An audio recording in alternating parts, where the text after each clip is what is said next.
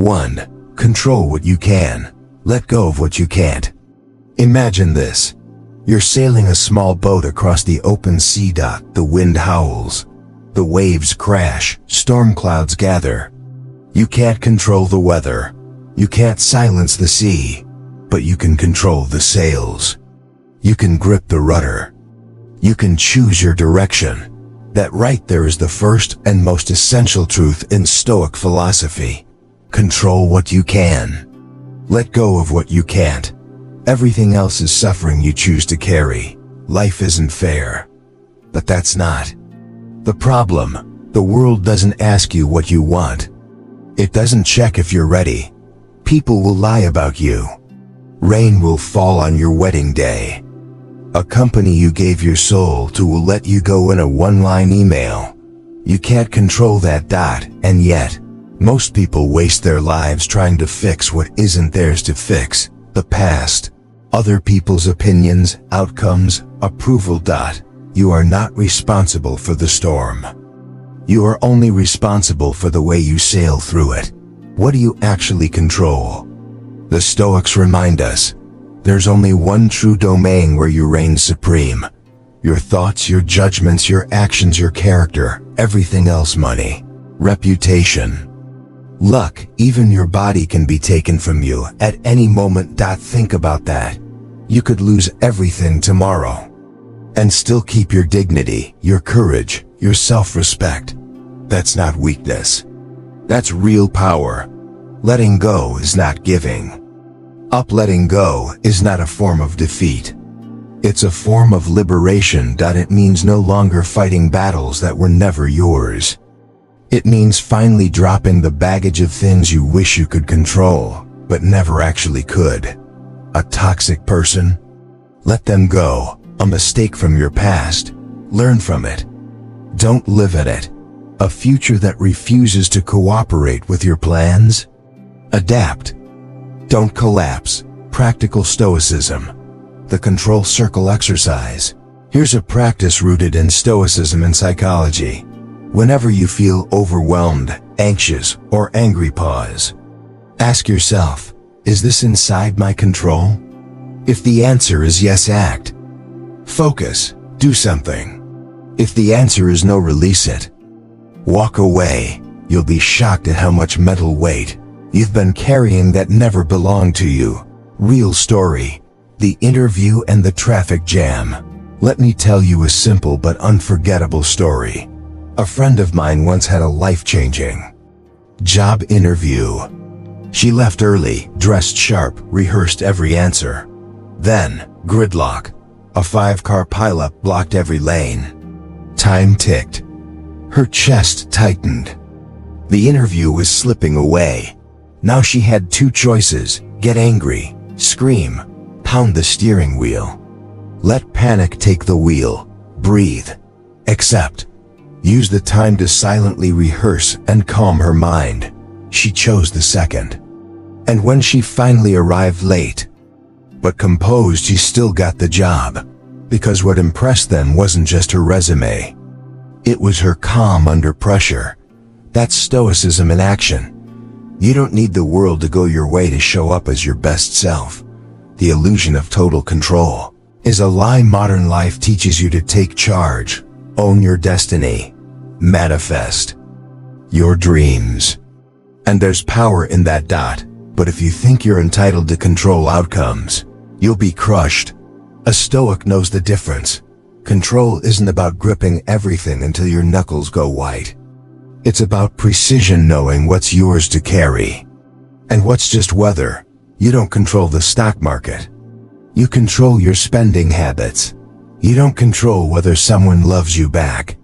You control how you treat yourself in their absence. You don't control the end of your life, but you absolutely control how you live today. Final reflection. Power begins with discernment. There's a quote from Epictetus that cuts to the bone. Some things are up to us, and some things are not. All strength begins with this split. Once you see it clearly, the fog lifts. You stop fighting shadows. You stop arguing with fate. You start living. You stop being a prisoner to other people's behavior or to the chaos of life. Instead, you become anchored. A person who knows what they can control and wastes no energy on anything else is dangerous in the best way possible, because that's not a person who floats in the sea. That's someone who sails. 2. Accept reality, even when it hurts. There's a quiet moment in every person's life when something breaks that can't be fixed. A relationship ends. A parent dies. A truth comes out that changes everything.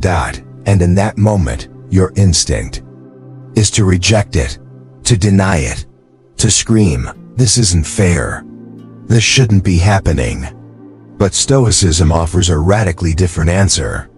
One that isn't comfortable, but it is powerful. Face it. Accept it. All of it. Even when it hurts. Especially when it hurts. Because the pain of reality is nothing compared to the suffering of denial. Denial is a cage.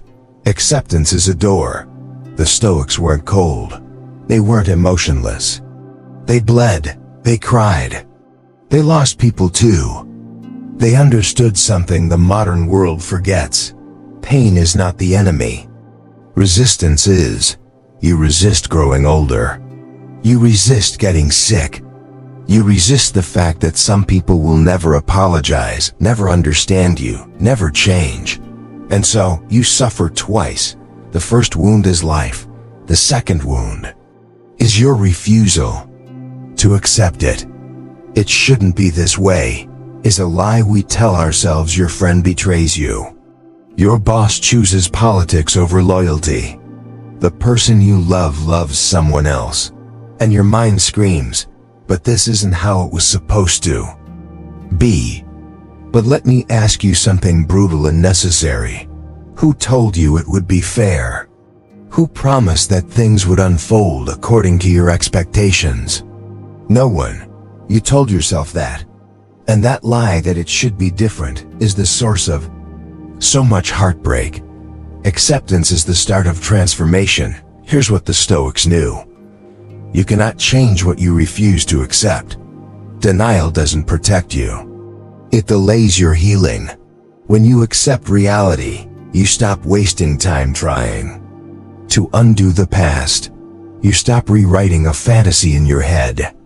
You finally begin the real work of moving forward. It's not weakness. It's not giving up. It's choosing clarity over illusion. Real story. The fire that burned everything down there.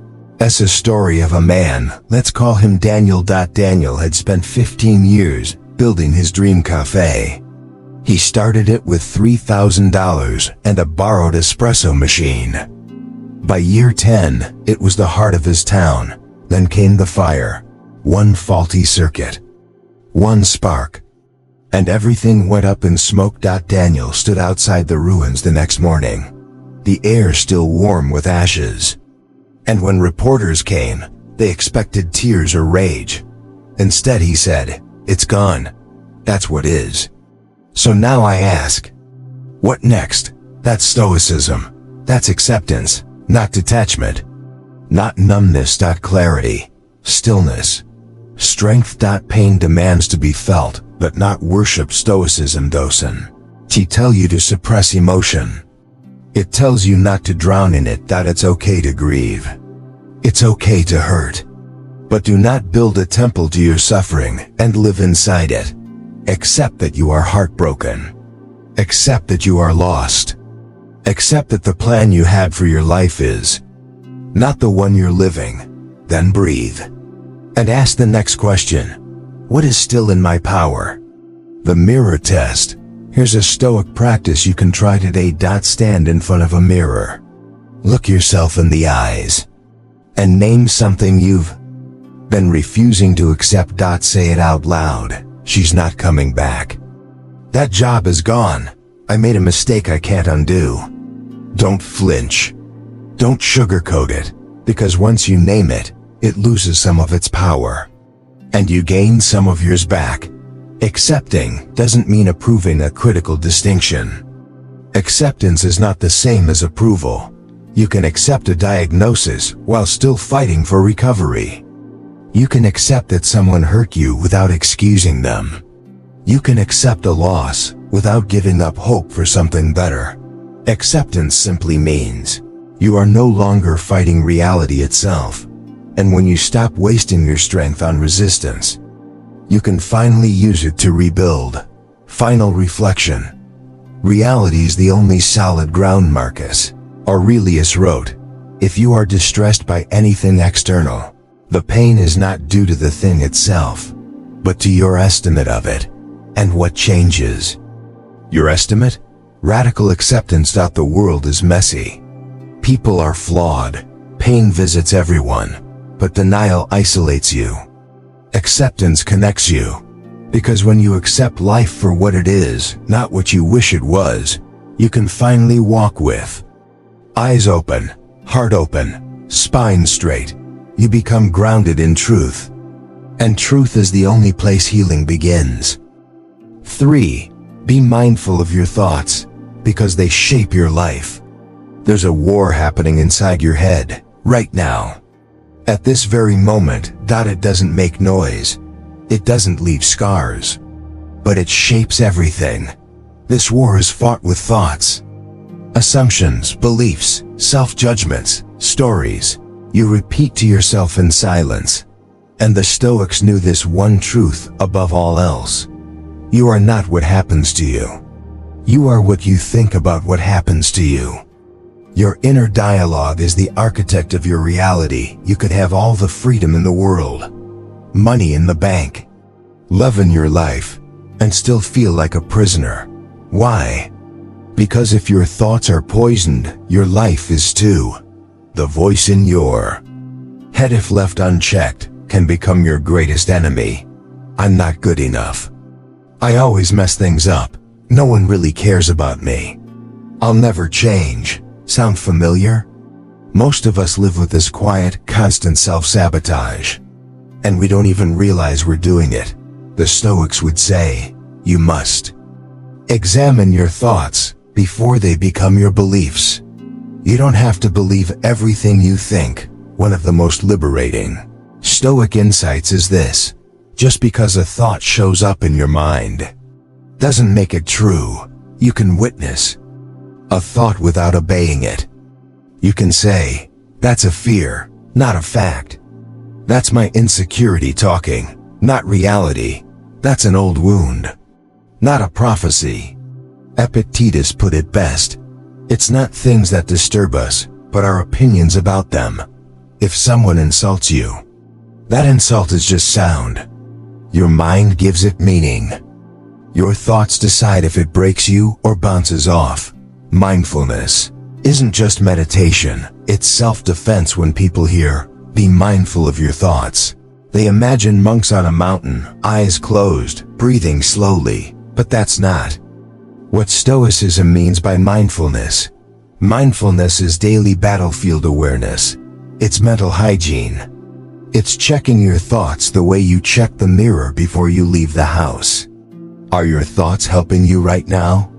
Are they grounded in truth or fear? Are they pushing you forward or pulling you into old patterns?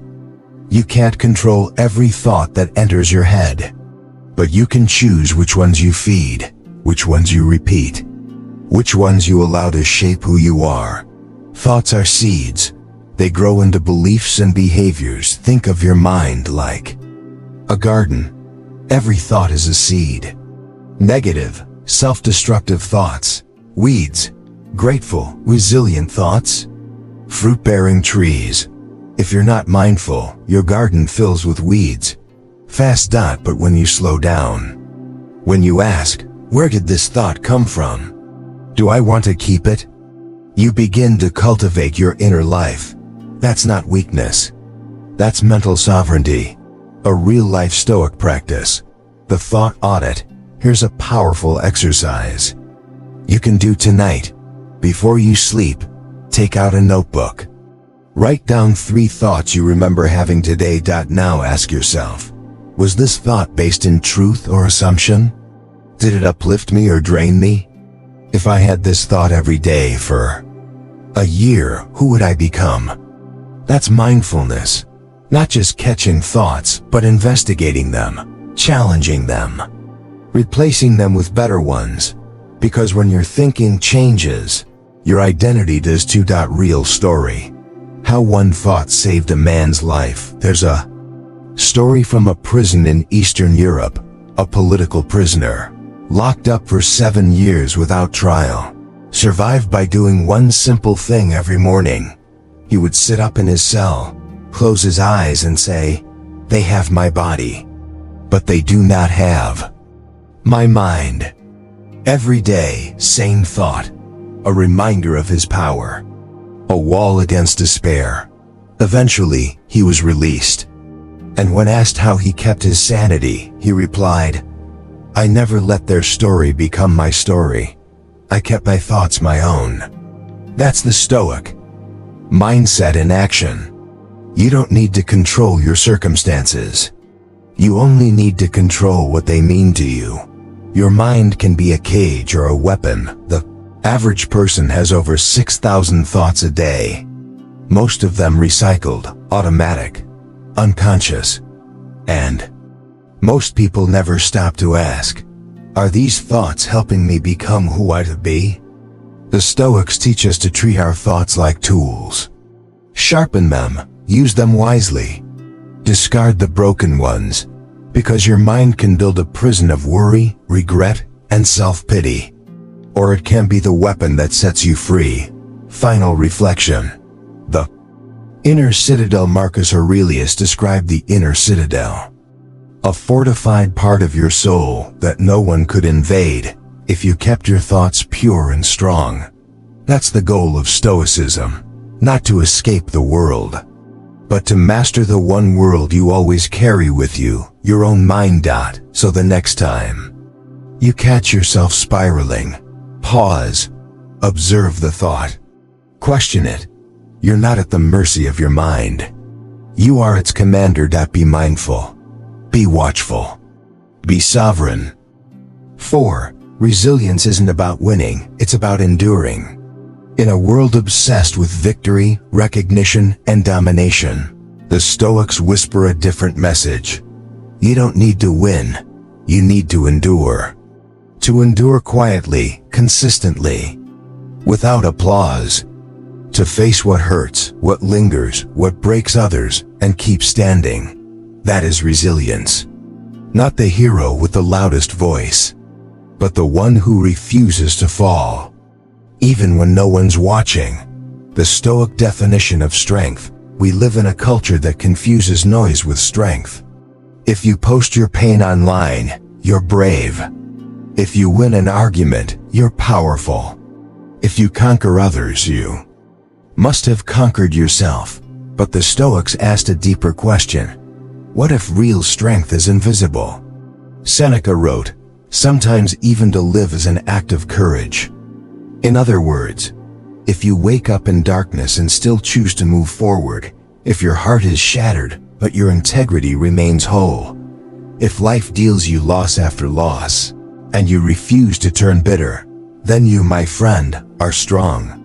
Not loud, not flashy, but strong. Endurance isn't passive.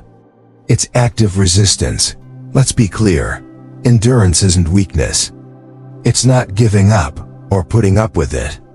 It's choosing to stay in the fight, even when the fight is long, even when it's lonely, even when you're not sure you'll win. Resilience isn't a grin plastered over pain. It's the quiet promise you make to yourself when no one's around. I won't let this break me. The Stoics called this inner grit. The strength to outlast hardship, not because you're invincible, but because you're unshackable. The image of the fire. Marcus Aurelius gave us one of Stoicism's most vivid metaphors.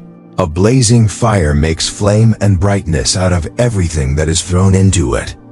Hardship, betrayal, loss, all of it becomes fuel. That's what endurance is. Turning pain into purpose. Turning struggle into strength. Turning the unbearable into the unforgettable. Most people run from the fire. A Stoic walks into it and becomes it. Real resilience isn't about results in modern life. We're trained to measure everything. Did I get the job? Did the relationship work out? Did I win? Did I succeed? But resilience doesn't depend on outcome. It's not about whether you made it. It's about whether you kept going. Sometimes the world throws everything at you, and you try and fail. Try and fail again. Try and feel like nothing is changing. And yet, if you keep showing up, if you hold on to your principles, your values, your sense of self, that is victory. Quiet, internal, unseen, but real. Resilience is a muscle.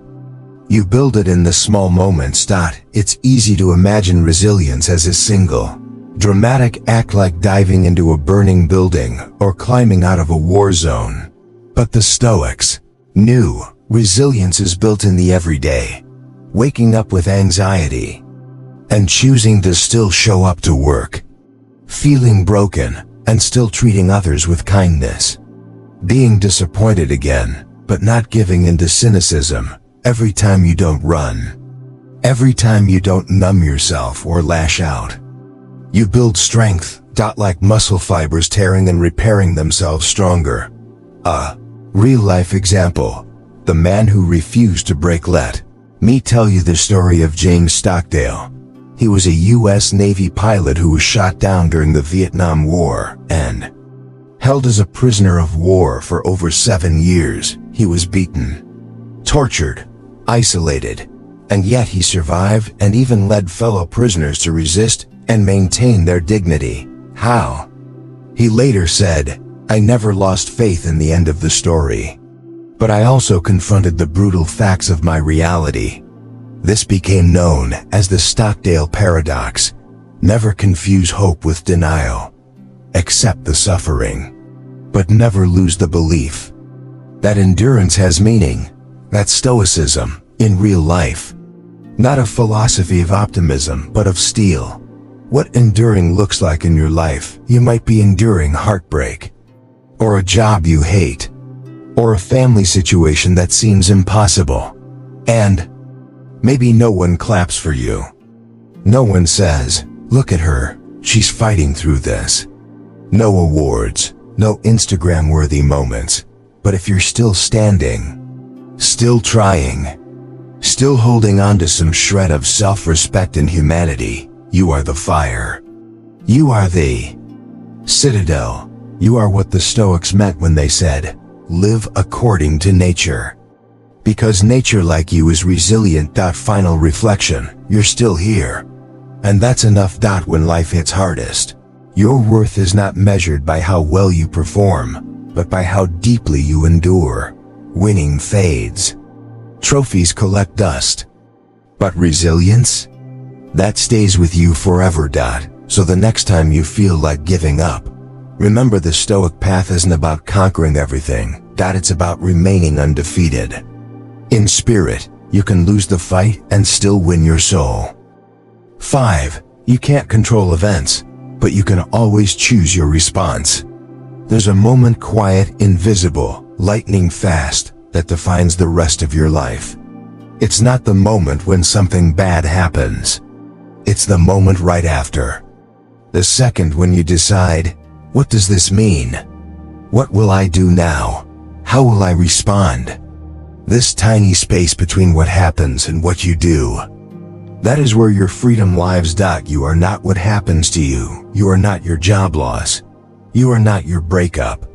You are not your past mistakes, nor the betrayal you didn't deserve. You are what you choose to become after those moments. The Stoics were obsessed with this idea. Epictetus said, "It's not what happens to you, but how you react to it that matters." Think about that. The external world can do whatever it wants, but the internal world? That's your kingdom, and in that kingdom you are the ruler. The world will test you. That's not a threat. That's a guarantee. Let's be honest. You will lose people. You will be lied to. You will fail, sometimes through no fault of your own. Control? It's an illusion. Things break. Plans unravel. People change. But the Stoics didn't despair. They just stopped trying to control the uncontrollable. Instead, they turned all their energy toward one thing. The response. The most powerful thing you can do is pause. Viktor Frankl, Austrian psychiatrist, Holocaust survivor, and modern Stoic at heart, said, "Between stimulus and response, there is a space. In that space is our power to choose our response. In our response lies our growth and our freedom." It's in that space where Stoicism lives. The untrained mind reacts. The trained mind responds. You get insulted? React, lash out. Respond, stay calm. You get rejected? React, feel worthless. Respond, learn, move on. You face loss? React, resist reality. Respond, accept it, grieve it, transform through it. The world wants you to be impulsive. The Stoic says, pause. Because that pause, that breath, that is your superpower. You don't need revenge. You need mastery. Someone humiliates you in public. You want to scream, fight back, put them in their place. But what does that really win you? They stole your peace. Do you give them your dignity too? The Stoics saw insults, setbacks, and mockery not as reasons to lash out, but as opportunities to practice control. As Marcus Aurelius put it, the best revenge is to be unlike him who performed the injury. Your true power lies not in teaching someone a lesson, but in proving to yourself that no one else has authority over your emotions. Fireproofing your soul. The Stoic way. Imagine yourself as a fortress. Not a brittle wall, but a stronghold built stone by stone, layered with self-awareness, patience, and perspective. The storms of life will come. That's not in question, but your response is your armor. When the market crashes, do you panic or plan? When love is lost, do you beg or reflect? When your body breaks down, do you curse or adapt? This is not detachment. This is not emotionless. It's discipline in the face of chaos. The Stoic does not feel less. He simply refuses to be ruled by emotion.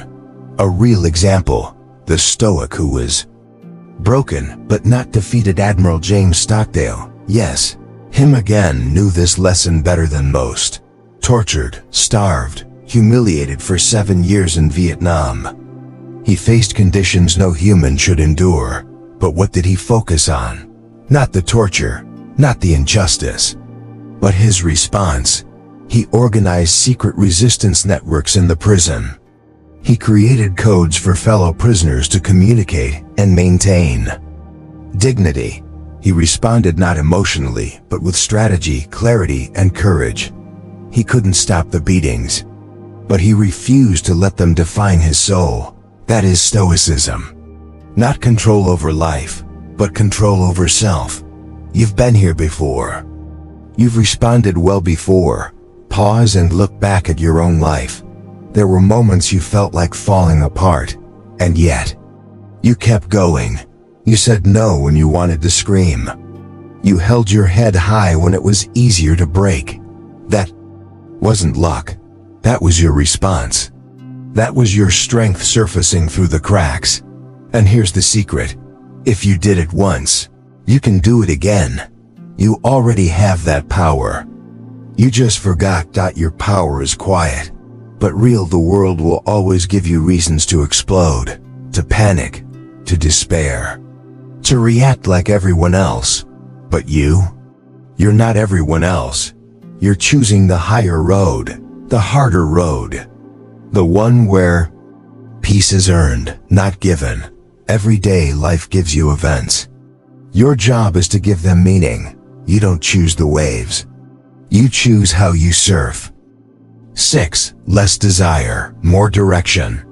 Let's talk about a silent force that ruins lives. Not hatred, not fear, but desire. Desire, when left unchecked, pulls you in every direction except the one that matters. It's the quiet voice saying, you need More. You should have what they have. You're not enough until you get this thing. The Stoics saw this hunger not for food or shelter, but for status, approval, wealth, and endless stimulation as a form of slavery. And they were right. Desire is a trap disguised as freedom. Modern life is a buffet of distractions. We're told, buy more to feel successful. Chase more to prove your worth. Achieve more to be enough. But here's the problem. Desire multiplies. The more you feed it, the hungrier it gets. Seneca warned, it is not the man who has too little, but the man who craves more, who is poor. You could have everything: money, love, admiration. But if your mind is wired for more, you will always feel less. Direction is greater than drive. Let's be clear. Stoicism does not condemn ambition. It condemns aimless craving. There's a big difference between desire and direction. Desire says, I want to be admired. Direction says, I want to live by values I admire. Desire chases applause. Direction builds character. Desire is emotional impulse. Direction is inner compass. Desire is exhausting. Direction is energizing. The Stoic path isn't about suppressing dreams. It's about choosing them wisely. Minimalism of the mind. Modern Stoicism is less about living with fewer things and more about living with fewer mental cravings. A Stoic clears out the clutter not only from their closet, but from their conscience. Imagine waking up and not needing to impress anyone. Not needing to scroll, not needing to compare. Just doing the next right thing. Because it aligns with who you are becoming. That's direction. That's power, and it's rare. The enemy of focus is maybe you don't just lose focus because of your phone or the noise around you. You lose it because of unresolved desires inside you. Maybe I want to be rich. Maybe I want to go viral. Maybe I want to quit everything and disappear. These maybes create psychic noise. They make it impossible to hear the quiet voice that says, here's what actually matters. The Stoic cuts the maybe off at the root. They ask, is this aligned with my core values? Does this lead toward the person I want to be? If not, let it go. A man who desires nothing cannot be manipulated. If you want power in this world, learn this. The less you need, the more unshakable you become. No boss can threaten you. No trend can tempt you. No insult can derail you. Why? Because you're not hungry for validation. You're not chasing crumbs of approval. You already have a direction, and no one gave it to you. You built it. The Stoics trained for this. They imagined losing everything: riches, comfort, even life itself, not to feel fear, but to detach from dependency. That's not cold. That's control. Modern example. The man who walked away from millions in 2012. A young tech genius was offered a multi-million-dollar deal for his company. He walked away. Why? Because the deal didn't align with his vision. He didn't want to sell his soul for status. People thought he was insane. But a decade later, he built a company that changed his industry, and he did it on his terms. That's direction. Not chasing the biggest offer. Not craving the fastest applause, but holding the course, even when it's quieter, slower, or longer. Do you know what you actually want? The truth is, most people don't. They want what others want. They desire what they've been told is desirable. The Stoic sits quietly and asks, what does my soul want? What kind of life feels aligned, even if no one claps? Most people are reactive. The Stoic is reflective. That's what makes them dangerous to the world of algorithms and advertisers. They're not easily moved. They don't jump when told to chase. They move in one direction, inward. How to start living with less desire and more direction. Audit your wants, write them down. Ask, Where did this come from? If it's from comparison, fear, or ego, delete it. Name your North Star. What value or principle will guide your decisions? Write it where you can see it daily. Practice voluntary discomfort. Skip a luxury. Say no to a craving. Not to punish yourself, but to prove that you're not owned by desire. Choose boredom over stimulation. In silence, your real direction becomes clear. Turn off the noise long enough to listen. You're not supposed to want everything, and here's the final truth. You don't need to chase every dream. You don't need to want what everyone else wants. Freedom isn't found in having all options. It's found in committing to the right ones. The Stoic doesn't follow desire. They follow direction, and that makes them unstoppable. 7. Nothing lasts forever, and that's a gift. There's a strange comfort in permanence. We cling to it. The relationship we thought would last. The career path we mapped out. The youth we took for granted. The people we believed would always be there. But life doesn't promise permanence. It never did. It only promises change. And that's not a curse. That's the gift.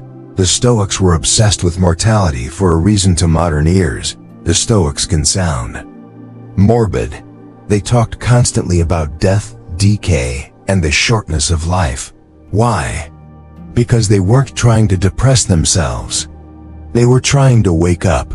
They knew, when you remember that everything is temporary, you finally see how precious it really is. Memento mori. The most liberating reminder, the Stoic practice of memento mori means, remember you will die. But it's not just about death, it's about living. You hold your child a little closer, because one day, they won't need you. You forgive faster because grudges waste precious time. You stop postponing your purpose, because there are no guarantees of later. Seneca wrote, "Let us prepare our minds as if we'd come to the very end of life. Let us postpone nothing." This isn't about fear, it's about urgency, not panic, not rushing, but living on purpose. Impermanence isn't the enemy, it's the teacher. Nothing lasts forever. Not your best moments. Not your worst moments. Not even the version of you watching this video right now. You are changing constantly. The person you were 10 years ago no longer exists. And 10 years from now, you'll be someone else again. That's not sad.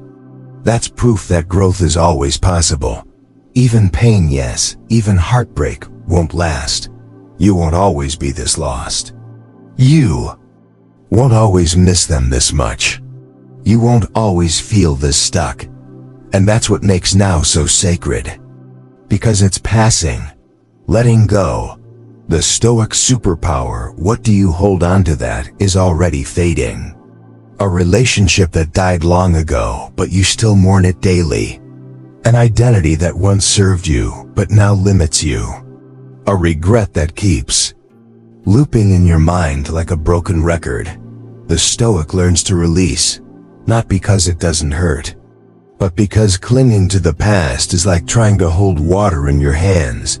The tighter you squeeze, the faster it slips through your fingers. Epictetus reminds us, when you kiss your child, say silently, "Tomorrow you may die," not to be cold, but to love more fiercely now.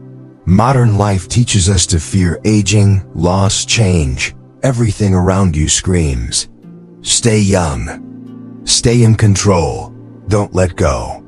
But Stoicism whispers, everything will go, and that's okay. Instead of fearing age, the Stoic embraces wisdom. Instead of mourning loss forever, they turn it into fuel. Instead of denying change, they dance with it. And in doing so, they live more fully than anyone chasing eternal summer. The paradox: the more you accept loss, the more grateful you become. You want to feel truly alive? Watch a sunset and know it's your last. Hug someone like they might leave. Do work that matters like you won't get another shot. Because one day, you won't. This isn't about being dramatic. It's about being awake. Impermanence teaches you to stop sleepwalking through life. It shakes your shoulders and says, this moment is it. Don't miss it. A real-life reminder, the empty chair there. As a therapist who keeps an empty chair in his office, he never removes it. It represents every client who's left, every person who passed away, every story that ended before it was finished, and every time someone new walks in, he remembers, this is temporary. So be present. You don't need an empty chair. But maybe you need an empty space in your heart where you hold memory, not attachment. Gratitude, not resentment, because when you realize nothing is yours forever, you stop trying to own people, moments, or outcomes. You simply love them while you can. How to practice the gift of impermanence. Reflect on transience daily. Ask, what if today was my last day with this person, this place, this version of myself? You'll start treating it with reverence. Let go with love. When something ends, a job, a season, a friendship, release it like a leaf in a stream. Say thank you, then move on. Live lightly, own less, cling less, worry less. Carry only what you need for the journey. Savor the ordinary. Eat your meal like it's the last time you'll taste that flavor. Listen to a song like it's the last time your ears will hear it. Speak to someone like it's the last conversation you'll have with them, because one day, it will be. Ending thought. Nothing is owed to you, and that's beautiful. Life owes you nothing. Not one more birthday. Not one more moment of love. Not one more peaceful morning. And yet, look around. You're still here, still breathing, still becoming. That's the miracle. And when you start living from this truth, you'll find what the Stoics found. The fact that nothing lasts forever doesn't make life meaningless. It makes every second more meaningful.